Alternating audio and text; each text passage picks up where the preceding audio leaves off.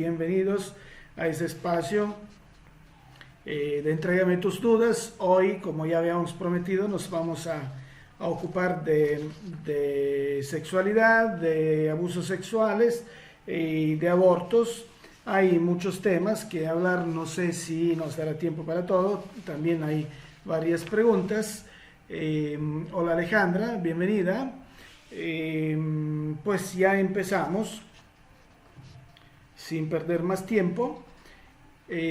Los invito a que se suscriban a mi canal de YouTube, donde ya saben que encontrarán muchos videos de terapias, terapias donde se han tratado seguramente temas en los cuales pueden encontrar alguna similitud con lo que les sucede. En el mismo canal están publicados los videos de Entrégame tus dudas y también muchas conferencias y cosas muy interesantes. Estaba diciendo hace rato nada más que no se escuchaba, que en los próximos días también voy a publicar una pequeña cápsula de 12 minutos donde se habla de sexualidad, y esa cápsula la grabamos sin tenerla en programa en el último curso que dimos en Las Vegas en marzo con Aurelio Mejía. Algunos alumnos pidieron que se hablara de homosexualidad, aunque no estaba en programa. Hablamos y salió algo muy bonito, así que lo voy a publicar en el video. Hola Daisy, bienvenida. Una de las preguntas muy interesantes, pero no sé si voy a poder contestar ahora, es la de Isis. Así que sobre bipolaridad, esquizofrenia y TDAH, vamos a ver si nos queda tiempo. Si no, Isis, le dedicamos un poco más de tiempo en el próximo encuentro, porque es una pregunta que requiere bastante tiempo y es muy interesante. Hola Nelly, bienvenida. Ahora, una pregunta interesante. Una pregunta. No sé hasta qué punto sea una pregunta eso o una denuncia. CQ me dice: hola Domenico, he intentado 3 veces el suicidio. Tengo 25 años. La pareja de mi mamá, esa es una chica, la pareja de mi mamá me abusó desde los 5 hasta los 12 años. Yo se lo dije a mi mamá, pero ella no me creyó. Mi vida es un infierno. No merezco vivir, no quiero vivir. Bueno, CQ, no hay noche tan larga que pueda impedir al sol volver a brillar al día siguiente. Esas son experiencias seguramente duras, y muy duro también es que no nos crean. En este caso, más que centrarme directamente sobre el tema del abuso, hola Ana Rascón, hola Isis, más que centrarme directamente sobre el tema del abuso, quisiera decir una cosa. Es muy común, realmente muy común. Aquí, como terapeuta, yo calculo que probablemente el 70% de mis pacientes llegan con situaciones asimilables a abusos, con afectaciones de abusos que les han hecho perder realmente la vida.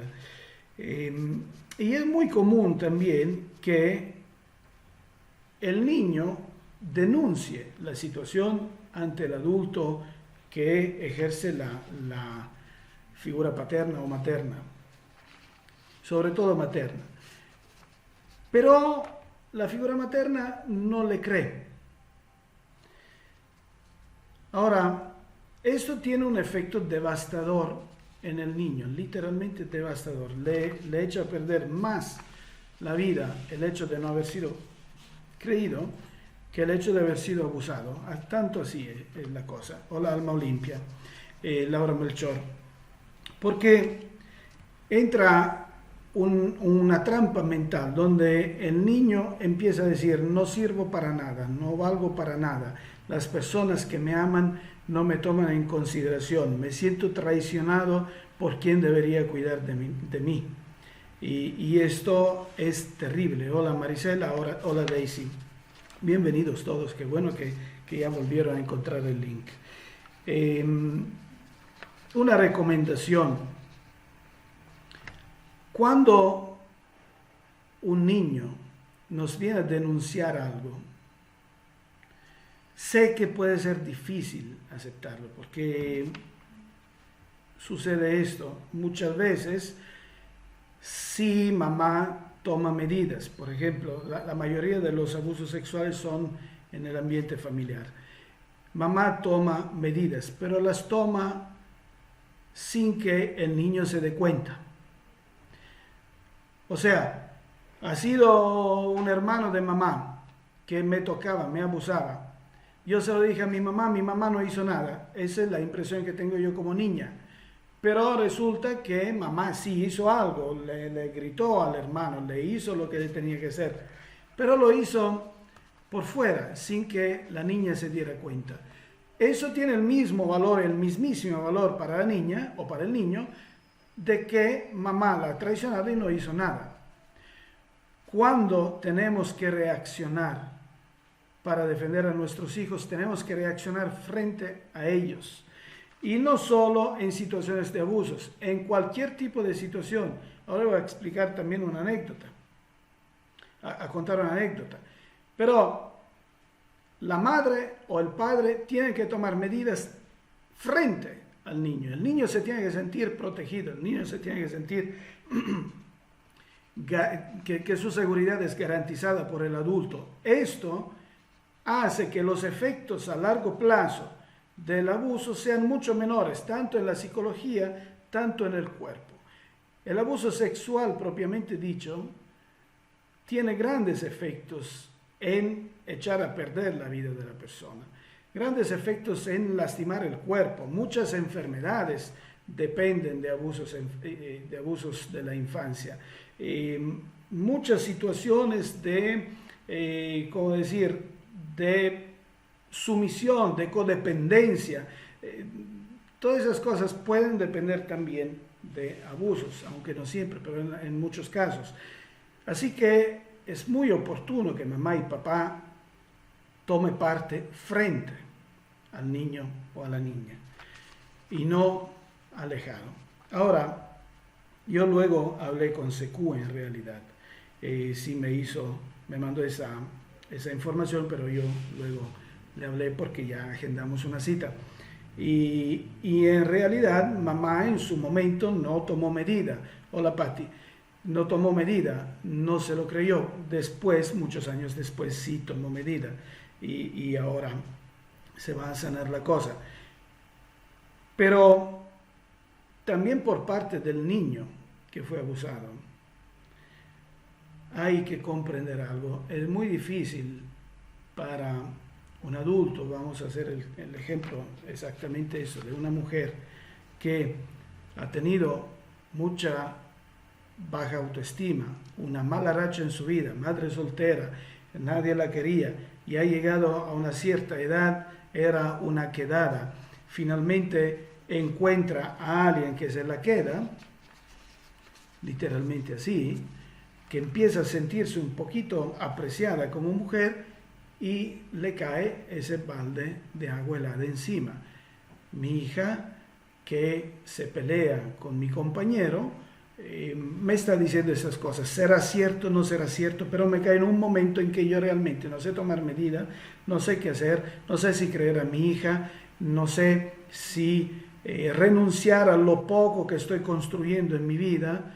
Y entonces entra esa sensación de sentimientos contrastados que bloquea a la persona. El niño, la niña lo ve como traición, pero por parte de mamá no es realmente traición, es que mamá realmente no sabe cómo enfrentar la cosa y trata de hacer finta de que eso no ha pasado, porque también a ella le duele. Ya después toma conciencia, entonces empezarán los cambios. Así que, Secu, vamos a arreglar esa cosa, tanto desde el lado de mamá, tanto desde el lado tuyo, y tengo mucha confianza que eso lo arreglaremos, porque en realidad, en cualquier caso de este tipo, hay que comprender que no es lo que nos hicieron lo que nos hace daño, no es el hecho de que no nos hayan creído lo que nos hace daño, es el hecho de que nosotros hemos decidido de atribuir a esa experiencia sentimientos fuertes que nos afectan, emociones fuertes que nos afectan. No es mi mamá que no me quiere, no son los demás que no me quieren, soy yo que no me quiero. Entonces, todo pasa por romper ese esquema de entregar a otros las riendas de mi vida, de entregar a otros el poder de lastimarme, de asumir yo el poder en mi vida, el poder de decidir mirar esa experiencia como no como algo doloroso, sino como algo que me ha fortalecido, algo que me ha permitido comprender también cómo poder ayudar a los demás, que me ha permitido ser más fuerte, que me ha permitido tomar conciencia de mi poder interior, y entonces hoy, también gracias a esa experiencia, soy una persona más completa, más plena. Entonces, cuando yo asumo la responsabilidad de mis sentimientos, tendré el poder de aportar esos cambios, y sin necesidad de olvidar lo que sucedió, tengo la capacidad de modificar los sentimientos a que ya no me sigue afectando, sino que me fortalece y me hace sentir bien, fuerte y capaz. Ahora, otro amigo, soy hombre, tengo 28 años. En mi vida, a pesar de mis 28 años, solo 2 veces he tenido sexo. Y fue con hombres, o sea, con personas de mi mismo sexo. Ya tiene unos años, tengo aproximadamente 10 años con ataques de pánico que no logro controlar, tomo medicamentos y siento que me gustan las mujeres, pero me siento sucio y culpable. Ese es interesante, es un punto de vista complejo.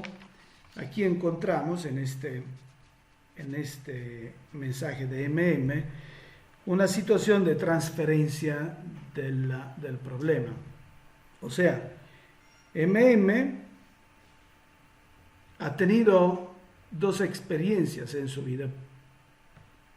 Por casualidad le ha sucedido que fueran con hombres. Pero después se ha dado cuenta de que eso no iba bien para él, o porque su entorno social lo veía mal, o porque su familia lo veía mal, o porque él no se sentía ubicado en esa ¿cómo decir?, realidad homosexual, empezó a sentirse mal, a sentirse culpable. Esa culpa, que ya más o menos los tiempos coinciden, se refleja en ataques de pánico. Esos ataques de pánico son una transferencia del problema y son un autojuicio. Ahora, en este caso, ¿qué es lo que se tendría que hacer con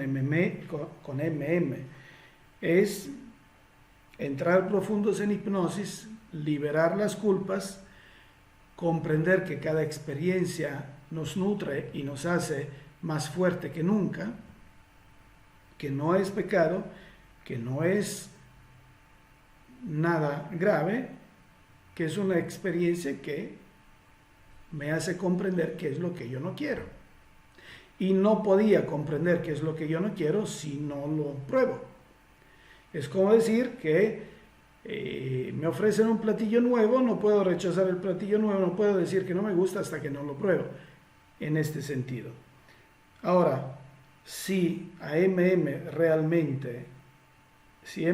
realmente tiene sensaciones de atracción hacia las mujeres, que no lo ha intentado porque se siente sucio, en la sesión será cosa de romper ese autojuicio, romper los ataques de pánico, empoderarlo, simular en la sesión de hipnosis un acercamiento con una mujer o buscarlo en una vida pasada y hacer que MM entienda y se ubique y decida cuál es su realidad sexual, si es homosexual o si es heterosexual. Una vez que se ubica en una hipnosis, será un ser fuerte, se le resolverán los ataques de pánico y su vida empezará a florecer. Ahora, vamos a tocar otro tema importante de hoy. Fátima, no es Fátima, AL me pregunta, ¿qué tal, Domenico? Yo quisiera saber qué pasa con los abortos de 7 semanas, ya que aún no tenían almas, o me equivoco, y qué pasó en la infancia de una persona que mantuvo sexo con varios hombres en su vida, sin pensar en su daño. ¿Será que la violaron? Bueno, aquí tenemos mucho material, AL, tenemos realmente mucho material, y es muy interesante tu aportación. Entonces, vamos a empezar con el tema de los abortos. Los abortos de 7 semanas sí tienen alma. Hoy, en teoría, uno de los puntos que vamos a tocar hoy son exactamente los abortos. Hola, Marta. ¿Qué es lo que sucede? Si yo tuviera que dar una definición de mí mismo y elegir entre un complejo de pensamientos, emociones, sentimientos, recuerdos, acciones y un cuerpo, yo, como definición de mí mismo, elijo el complejo de pensamientos, sentimientos y emociones. Y efectivamente, esta es la realidad. O sea, yo soy la mente. Toda mi esencia es mi mente, tanto que sea mente consciente o que sea mente profunda. La mente. La mente es el alma, es lo que sobrevive al cuerpo. La mente. La mente lleva el molde del cuerpo, con lo que sería, lo podríamos llamar el cuerpo mental. Otros autores lo llaman de otra forma, Allan Kardec lo llama el perispíritu, viene siendo igual el cuerpo mental. Para que sea más sencillo entenderlo, vamos a llamarlo cuerpo mental en este momento y vamos a comprender momentos en que se manifiesta el cuerpo mental. Imaginemos una persona a la que se le amputa una pierna. Todas las personas a las cuales se amputa un miembro, todas, esa es una situación absoluta, tendrán lo que se llama síndrome del miembro fantasma. No sé si alguno de ustedes ha escuchado hablar alguna vez de la síndrome del miembro fantasma.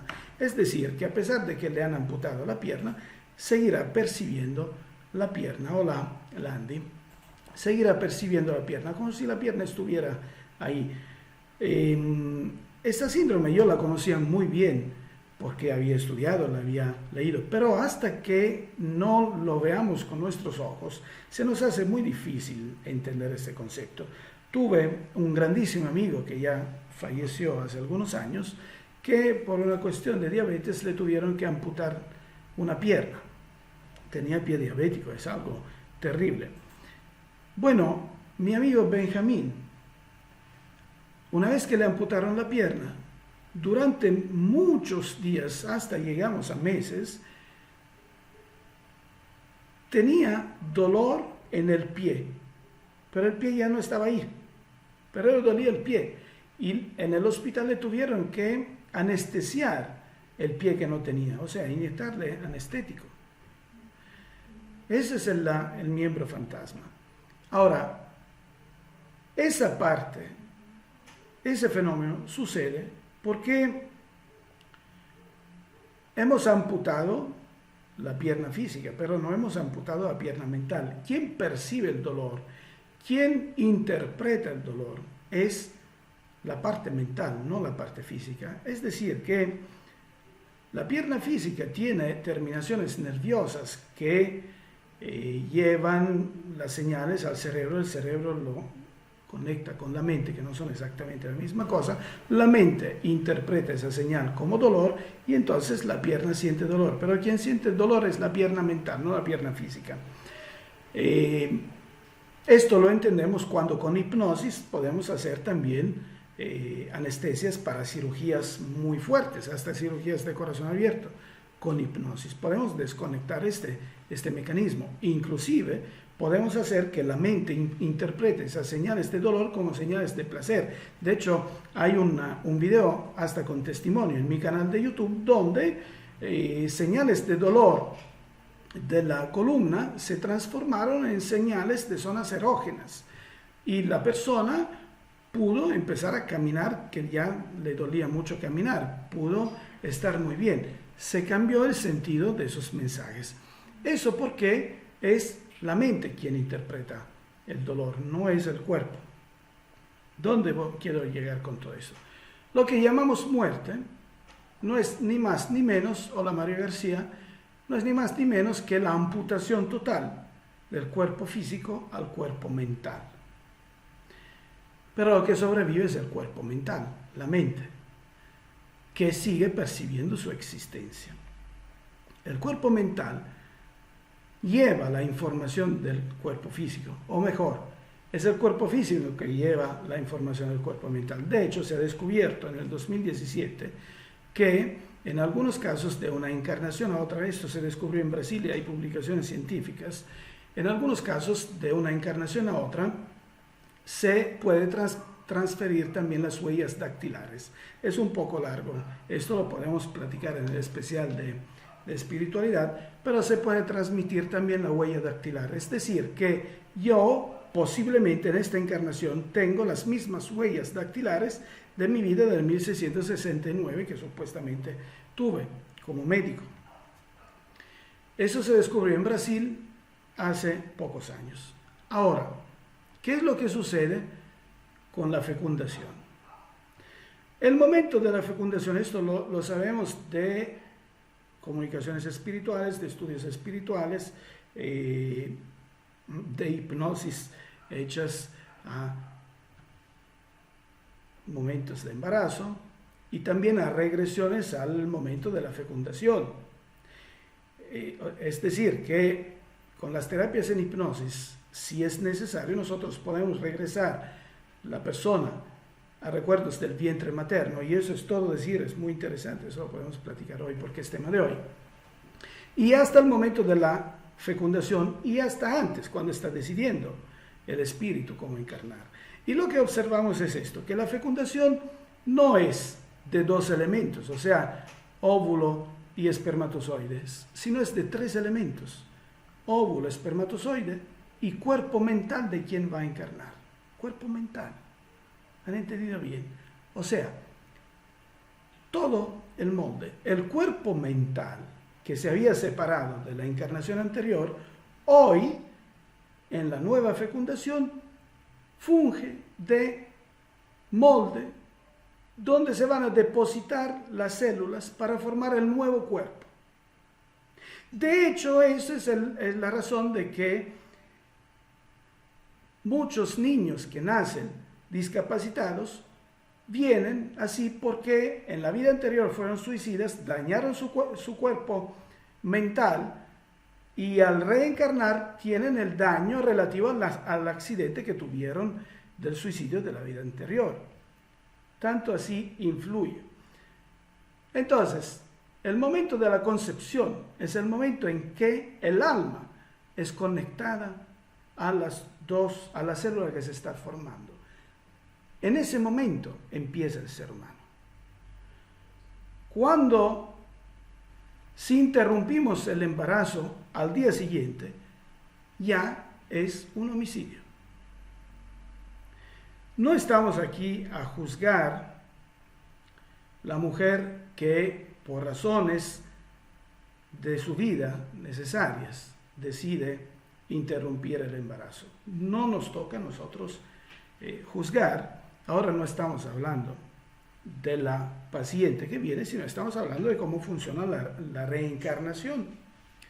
Entonces, en el momento en que se conecta el cuerpo mental, empieza a fabricarse el cuerpo.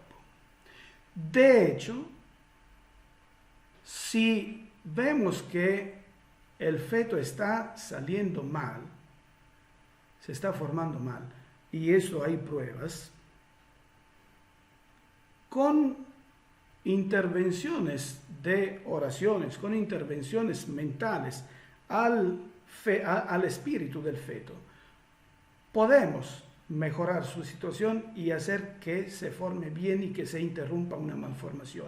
Esto se ha demostrado. Se ha demostrado. Uno de mis maestros tuvo una experiencia de ese tipo en España, el doctor Ángel Escudero. No una, varias experiencias de este tipo, porque él es especializado también en partos por hipnosis.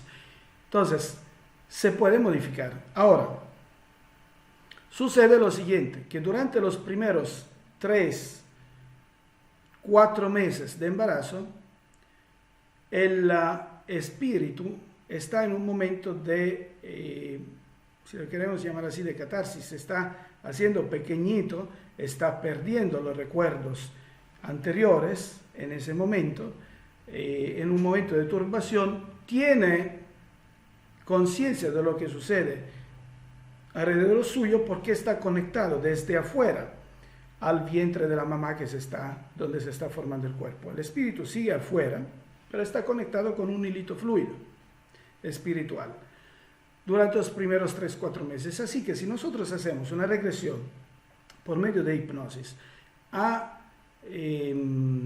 momentos del embarazo, notaremos que durante los primeros 3, 4 meses los recuerdos son externos. Esto es muy fácilmente comprobable, además porque mamá se puede recordar. Muchas veces ha sucedido en las terapias de hipnosis que la persona se recuerda momentos del embarazo, de cuando la estaban gestando, y luego ha ido con su mamá y le dice a su mamá: oye, yo en la hipnosis vi que estaba afuera y te estaba viendo a ti, que estabas peleando con papá, y había un sofá amarillo y tú estabas vestida así. Y la mamá dice: ¿y tú cómo lo sabes? Pues sí, porque lo vio, estaba afuera. Entonces podemos tener ese tipo de recuerdos. Mientras, pasando los 4 meses, 4 meses y medio, el espíritu entra totalmente adentro y ya está pequeño, entra totalmente adentro, y desde ese momento hasta el momento del nacimiento los recuerdos son introspectivos, desde adentro del vientre. ¿Qué sucede cuando interrumpimos el embarazo a las 7 semanas, como dices tú, a él? Sucede que estamos matando una persona que nos está mirando. Es feo, pero es así. Literalmente, el espíritu está viendo, medio desconectado del cuerpo, está viendo cómo lo estamos matando, porque es todavía un momento en que está fuera del cuerpo, se está formando, se está dando origen al cuerpo, pero nos está observando. Así que sí tiene ya alma, a él tiene alma. Eso es lo que sucede, lo que pasa. Ahora, no hay que juzgar para nada, en ningún momento, a la mujer que toma esa decisión. Hay que considerar que la mayoría absoluta y casi total de las mujeres que han vivido ese tipo de situaciones tienen sentimientos de culpa, aunque no lo recuerdan, aunque no lo digan. Cuando entran en hipnosis, esto sale. Es extremadamente difícil que una mujer no sienta nada en eso. Y tampoco vamos a juzgar si sí o si no. En los miles de pacientes que he tenido yo hasta ahora, creo que solo una vez me ha tocado una persona que era lo más normal del mundo, y pues no lo hemos tratado, porque en una sesión en hipnosis nosotros podemos tratar solo lo que para el paciente es un problema. Si no es un problema para el paciente, tampoco lo es para nosotros. Y nosotros no estamos ahí para juzgar al paciente. Dios nos manda al paciente para que nosotros lo ayudemos, no para que nosotros lo juzguemos. Pero también hay que considerar una cosa, Aile, que el espíritu que va a encarnar en un feto que será abortado, siempre sabe que será abortado. Es decir, que cuando decide esa encarnación, sabe a qué va a encuentro, sabe que esa encarnación no tendrá buen fin, pero aún así lo acepta. ¿Por qué razón lo acepta? Porque normalmente ese espíritu es un espíritu familiar, es un espíritu del grupo espiritual de la mujer que se está embarazando. Viene caminando desde mucho tiempo antes, desde muchas vidas antes, se quieren mucho. Entonces, esa mujer tiene que vivir ese tipo de experiencia porque por ahí tiene que pasar su crecimiento, sus tomas de conciencia, tantas cosas. Se necesita un voluntario y el voluntario lo acepta por amor. Así que normalmente cuando hablamos con el espíritu del aborto 99% de las veces está en la luz, no está en las tinieblas, muy pocas veces se queda atascado ahí, algunas veces también nos ha sucedido, últimamente me sucedió, hace 2 o 3 días, pero normalmente está siempre en la luz y trata siempre de ayudar a mamá a liberarse de esa culpa. Y ese mismo espíritu después dice, yo lo hice por amor. Es maravilloso. O sea, lo que podría parecer algo terrible, después en una sesión de hipnosis, cuando nos liberamos de esa culpa, se transforma en algo hermoso. Shime me pregunta, bueno, no sé cómo pronunciar tu nombre, Jime o Shime, aquí en la península de Yucatán se diría Shime, pero Jime de Jimena. ¿Cómo entra? No necesita entrar el espíritu, es conectado, porque estamos hablando de espíritu, de energía. El espíritu o la mente es la información. Esto hay un estudio muy maravilloso, muy bonito, de Nassim Haramein, un físico teórico, que explica el mundo espiritual con cálculos matemáticos. Y él explica que lo que podemos llamar espíritu, lo que podemos llamar mente, la información inteligente está en el espacio intramolecular. Es la información contenida en el espacio intramolecular que mantiene ensambladas las moléculas. Esta es la razón de que cuando esa información sale, el cuerpo mental sale, las moléculas se disgregan y se deshace el cuerpo. Entonces, entra porque ya tiene espacio libre en el espacio intramolecular, Jime.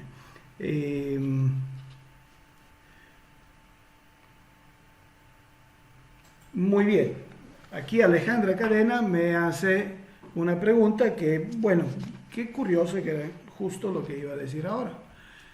Recuerda mi pregunta, tuve 3 abortos espontáneos y jamás pude embarazarme. Según médicamente no tengo nada, ya perdí esperanza, tengo 50 años porque no pude tener bebés. Tenía pendiente tu pregunta, Alejandra, en realidad, y la tenía aquí marcada. Y de hecho la anuncié antes. 3 abortos espontáneos no necesariamente son lo que afecta el hecho de que no hayas podido tener hijos. El aborto espontáneo se genera a nivel espiritual en muchas ocasiones. No es la regla absoluta, porque hay tantas reglas cuantos seres humanos existen y tantas reglas cuantos espíritus existen. Pero estadísticamente hablando, a nivel espiritual sucede que un espíritu ya tiene el plan de encarnar. Pero a mitad del camino se da cuenta que tiene miedo. No no tiene el valor de hacerlo, necesita un poquito más de valor. Y entonces, como se dice aquí en México, se raja, se echa para atrás. Eso es la razón del aborto espontáneo, muchas veces. De todos modos, la fecundación y el crecimiento, la formación del feto, es un fenómeno extremadamente complejo y son muchos factores que, por factores ambientales, pueden influir y hacer que el cuerpo se vaya formando mal, a pesar de que el espíritu sí quiere nacer. Entonces, no es realmente un castigo eso. ¿Por qué no embarazamos, Alejandra? ¿Por qué una pareja no embaraza? Son dos cosas separadas, el hecho de tener abortos espontáneos con el hecho de no poder encargar hijos. El hecho de no poder encargar hijos depende, y ese es un hilo conductor común, lo he tratado muchas veces y con éxito realmente. De hecho, yo creo que una pareja que no logra encargar hijos, si en lugar de gastar tanto dinero en inseminación artificial, gastara muchísimo menos, una fracción de eso, en hacer una introspección, en estudiar desde un punto de vista de la mente profunda qué es lo que está sucediendo, resolvería muchas cosas, resolvería el problema y también se eliminaría muchos problemas de su vida. ¿Por qué?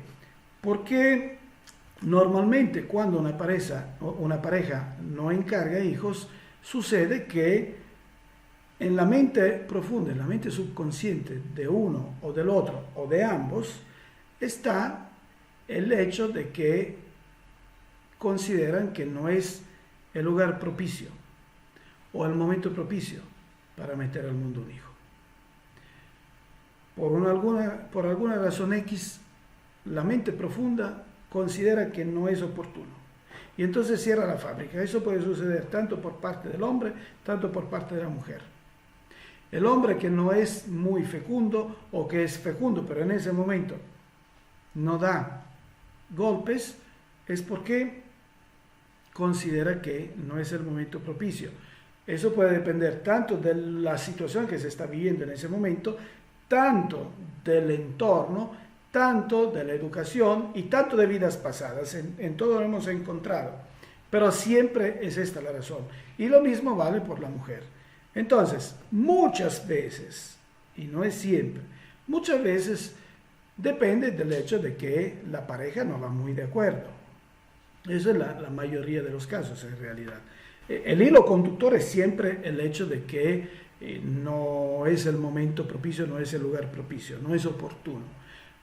Pero de esos momentos oportunos, la mayoría dependen del hecho de que la pareja no es una pareja estable, es una pareja que pelea mucho, es una pareja que considera tener problemas económicos, es una pareja que siente que el ambiente se puede deshacer de un momento a otro y entonces conscientemente o inconscientemente no es el momento. Muchas parejas luego van a la inseminación artificial porque tienen la falsa pretensión, muy falsa, de que un hijo podría unir más la pareja que se está rompiendo. Pero eso es una, ¿cómo decir? Una cosa falsa, porque al final nace el hijo e igual la pareja se rompe. Esa es la mayoría de los casos, pero en otros casos siempre está que no es el momento, o no tengo buena situación económica, o tengo miedo que se me vaya a morir mi hijo. De hecho, eso también me ha pasado. Me ha pasado, por ejemplo, que en una pareja él no podía tener hijos. Luego hacen la inseminación artificial y nacen 2 hijos. A los 6 meses uno muere y él se queda totalmente deshecho y no acepta, tanto como para llegar casi a dañar la vida del otro hijo que sí lo logró. Entonces, cuando entramos a una regresión, observamos que antes de nacer, esta persona, el padre, sabía por cuestiones de vidas pasadas, de cosas que tenía que enfrentar, sabía que en esta vida le iba a morir un hijo. Y porque esa era la cosa que venía a superar, su fuerza interior. Y tanto débil era su fuerza interior que no quiero tener un hijo porque se me va a morir. No era consciente, era la mente profunda, era el alma lo que sentía eso. Entonces no fecundaba. Tanto así es la mente, tanto así es el alma. Espero haber contestado bien, Alejandra, a tu pregunta. Ahora,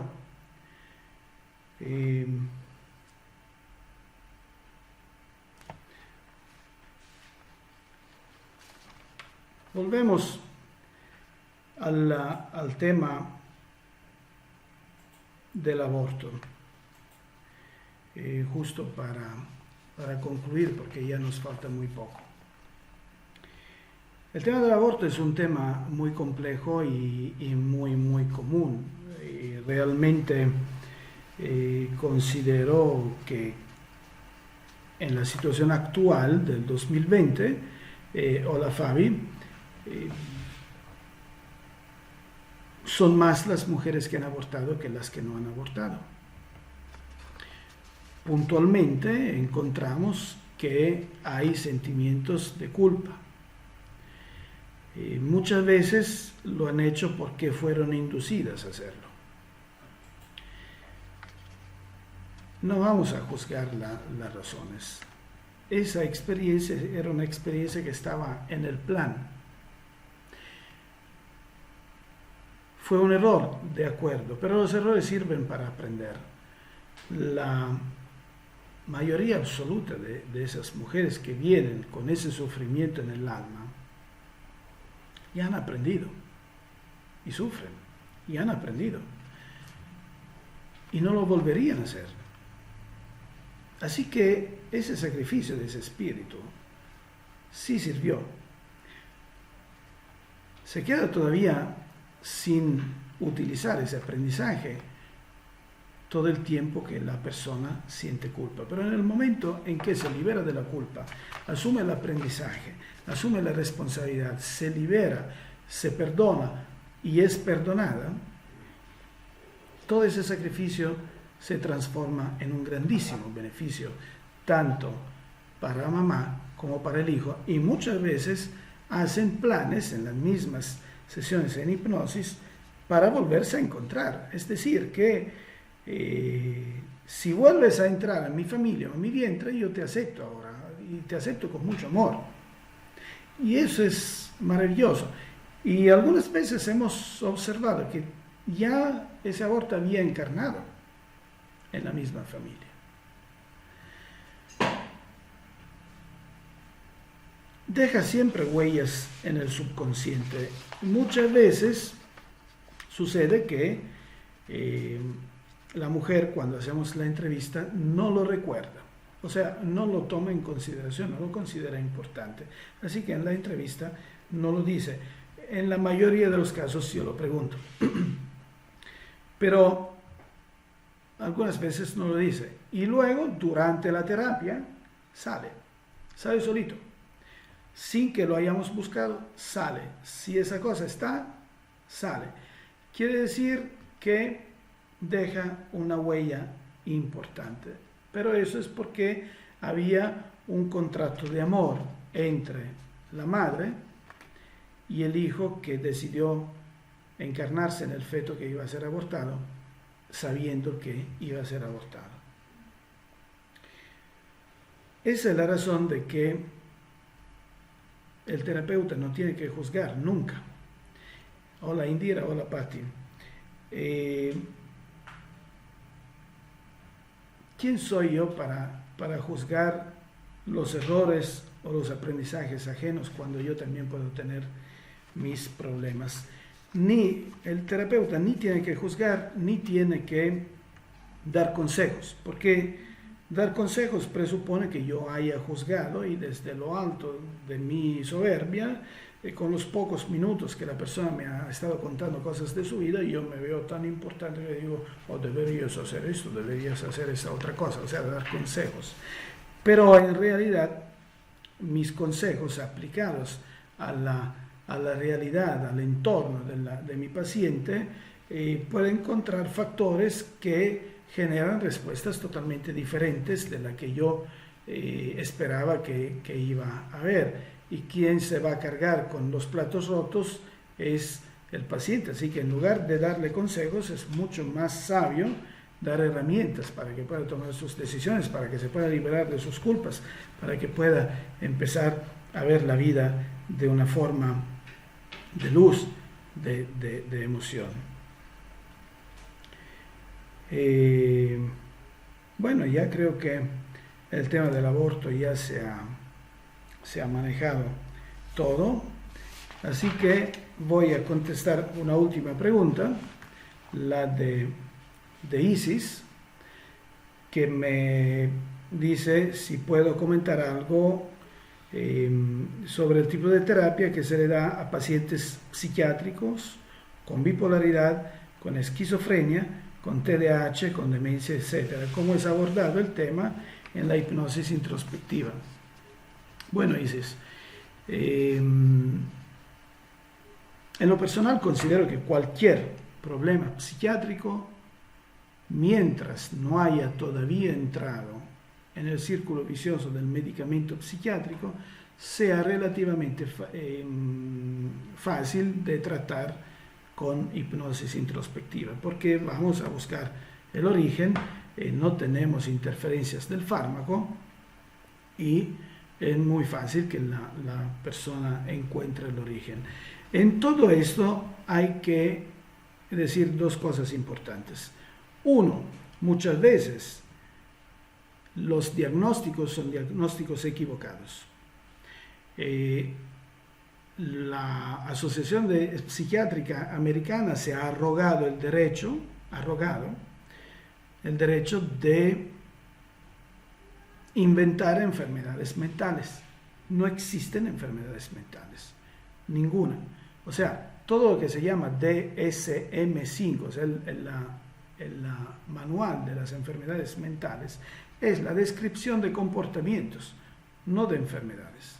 Si queremos ver un comportamiento como enfermedad, quiere decir que el comportamiento de dormirse es un comportamiento enfermo, el comportamiento de comer es un comportamiento de enfermedad.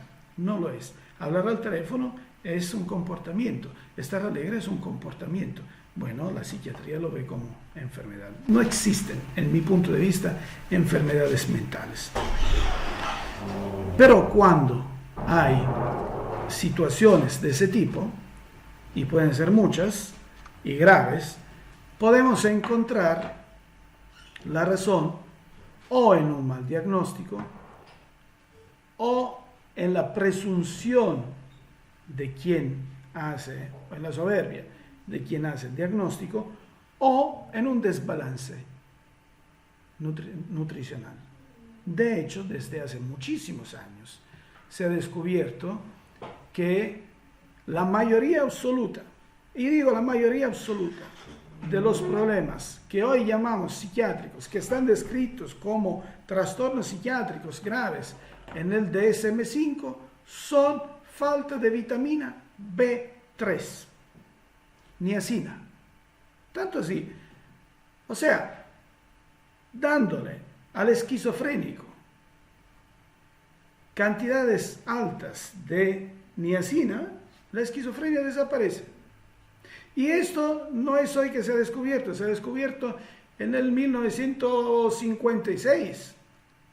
Miles de personas han sido curadas con la niacina. De hecho, hay un científico muy importante que se llama Albert Hoffer, y hay videos en YouTube de Albert Hoffer, que era un psiquiatra canadiense. Él Él había decidido aplicar la niacina porque había observado un fenómeno importante que sucedió en Estados Unidos a principios del siglo pasado, normalmente creo en el 1930. Hubo una epidemia grandísima, fuertísima en Estados Unidos que mató 100.000 personas, mucho más que eso de ahora, de pelagra. Pelagra era una enfermedad que había escoriaciones de la piel y la gente igual se volvía loca. Se descubrió que era desnutrición y descubrieron que dando a los enfermos de pelagra 1.000 miligramos, 1 gramo de niacina, se sanaba la pelagra y también ese efecto de locura que daba la pelagra. De ahí descubrieron que también la esquizofrenia tenía las mismas características del efecto de locura que daba la pelagra.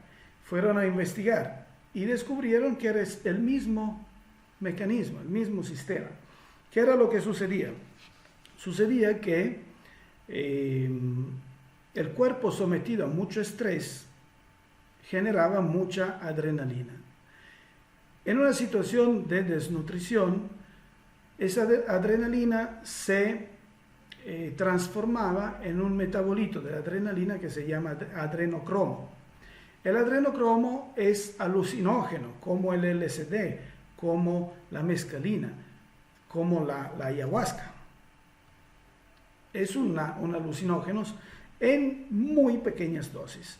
Así que daba visiones, daba voces, daba cosas. Integrar la vitamina B3 interrumpía esa degradación de la adrenalina y tranquilizaba al paciente, pero interrumpía también el exceso de producción de adrenalina. Así que también calmaba ansiedad, calmaba muchas cosas. Se ha descubierto que muchos problemas que hoy son psiquiátricos y se le da medicamento, la psiquiatría hoy, bueno, buena parte de la psiquiatría, tampoco quiero disparar a cero sobre todo, pero buena parte de la psiquiatría hoy solo es recetar medicamentos. Y la vitamina B3 es barata, ese es el problema. Así que la psiquiatría siempre, una franja de la psiquiatría siempre se ha opuesto a tratar las enfermedades mentales o los estados psicóticos o los estados esquizofrénicos o ansiógenos con integradores de alimentación. Pero en ese momento también un premio Nobel de la medicina, Linus Pauling, hizo muchos experimentos y creó lo que hoy conocemos como psiquiatría o medicina ortomolecular. O sea, la integración de elementos nutricionales específicos para las células directas. Y esto hace que ese tipo de situaciones desaparecen. Ahora, es normal que hay ansiedad, es normal que hay alucinaciones porque podemos tener mediunidad, pero son acentuados por la falta de la vitamina B3. Así que de entrada es una integración de alimentos y de integradores. Sí. Ahora, el caso del TDAH es diferente. TDAH no existe. En mi punto de vista, no existe. Es más, yo personalmente es como si tuviera, no es exactamente así, pero me siento como con el derecho de hacer una cruzada contra el TDAH. Porque si yo voy a ver mi infancia y comparo con el diagnóstico de TDAH que describe el DSM-5, pues yo encajo en TDAH. Trastorno de déficit de atención y de hiperactividad. Gracias a Dios, cuando yo era niño esa cosa no existía. Empezó a existir en el 84. Yo nací en el 69. Y entonces era un niño vivaz y muy curioso, muy cosa. ¿Qué es lo que sucede? Sucede que hoy los niños los tenemos encerrados. El niño es una reata. El niño necesita jugar. Un niño que no se rompe las rodillas no es un niño feliz. Pero hoy los tenemos encerrados, tenemos miedos del entorno. Así que los niños no los dejamos salir. Yo en primera persona como padre también cometo ese error. Y entonces, por algún lado, esa presión tiene que salir. El niño es hiperactivo. Luego, el sistema escolar actual es obsoleto. Y los niños son muy inteligentes. Esos niños TDAH son extremadamente inteligentes. El sistema clásico de estudios se le hace aburrido y entonces se distraen. Antes, cuando yo era niño, el maestro daba reglazos. Y con reglazos se arreglaba todo. Por eso dice, se arregla, con la regla, con el reglazo. Los maestros viejos sabían lidiar con los niños vivaces. Hoy se les ataron las manos. Si un maestro se permite de dar un reglazo a un niño, se va a la cárcel. Y hoy metieron los psicólogos en la escuela. Así que el maestro tiene las manos atadas y el niño es vivaz. Y si vivaz quiere decir reactivo, fuerte, energético, vivo. Si el niño es muy vivo y se distrae en el salón, lo mandan al psicólogo de la escuela. El psicólogo de la escuela, como acaba de leer el DSM-5, dicen, pues eso es TDAH, lo mandamos al psiquiatra. El psiquiatra ni siquiera lo ve. Medicamentos. Y entonces el niño se atonta porque le dan medicamentos. Una vez que ya le damos la etiqueta de TDAH, el niño se la compra, la hace suya. Entonces es ahí cuando se hace tontín, cuando lo transforma en un arma de doble hilo también para chantajear, para no hacer cosas que no quisiera hacer. Como se dice en mi pueblo, se hace el tonto para no ir a la guerra. Pero es una etiqueta que se le pegó y no es real. Así que la hiperactividad y la capacidad de aprendizaje son muy mejoradas con la vitamina B3 también. O sea, también en el caso del TDAH se ha demostrado que la vitamina B3 en altas dosis, hablamos de 3.000 miligramos al día mínimo, es decir, 1.000 miligramos la mañana, 1.000 miligramos a mediodía, 1.000 miligramos la noche, reducen la hiperactividad del niño y aumentan la capacidad de aprendizaje. Así que ya de per se el TDAH se reduciría mucho. Pero también son niños que tienen una velocidad mayor de aprendizaje. Hay que darle ese tipo de aprendizaje moderno y diferente. Eso es todo. Y darle actividad física, no darle medicamentos. Entonces, espero haber contestado a tus preguntas, Isis. Obviamente, lo que queda de todo eso se trata con la terapia en hipnosis introspectiva. Pero cuando ya hemos integrado las vitaminas en la dieta de la persona afectada por problemas psiquiátricos y hemos reducido el tamaño del problema, no es lo mismo lidiar con un toro de 2.000 kilos que lidiar con un toro de 50 kilos, ¿no? Entonces ya es mucho más fácil trabajar en hipnosis para interrumpir totalmente ese flujo dañino. Yo he tenido pacientes ya de 35 años que habían sido diagnosticados con TDAH y pues cuando lo hemos trabajado hemos descubierto que eran personas que en esta vida habían sido afectados mucho, pero desde niños eran sumamente inteligentes y venían de vidas pasadas inmensamente inteligentes. O sea, no eran nada estúpidos. Es el sistema que los hace así. Entonces, de entrada, para mí, siempre hay que... Hola Yolanda, te mando un grandísimo beso a Montreal. Siempre hay que tratar de romper la etiqueta. Nunca dar un diagnóstico que encaja, que enmarca la persona en un problema y le genera realmente el problema. Lo que nosotros hacemos en la hipnosis introspectiva, en la escuela de hipnosis introspectiva, en la que metemos nuestras ideas, su servidor, mi grandísimo amigo, colega Aurelio Mejía, aquí está presente también Yolanda Boj, que es otra colega, Isis Rangel es otra colega. Lo que hacemos en nuestra corriente de pensamiento de la hipnosis introspectiva es no dar absolutamente diagnósticos, no dar etiquetas, romper esos esquemas. Y entonces sí hay resultados, la gente mejora, la gente vuelve a ver la luz del sol. Con esto los dejo, les mando mis bendiciones, les pido que se suscriban al canal de YouTube, que compartan este video, que compartan esa información, que inviten otros amigos a asistir a esa transmisión, porque mientras más somos, mejor. Les mando un grandísimo abrazo y nos veremos el lunes con el tema de espiritualidad. Entrégame tus dudas sobre espiritualidad, reencarnación, pérdida de seres queridos. Adiós.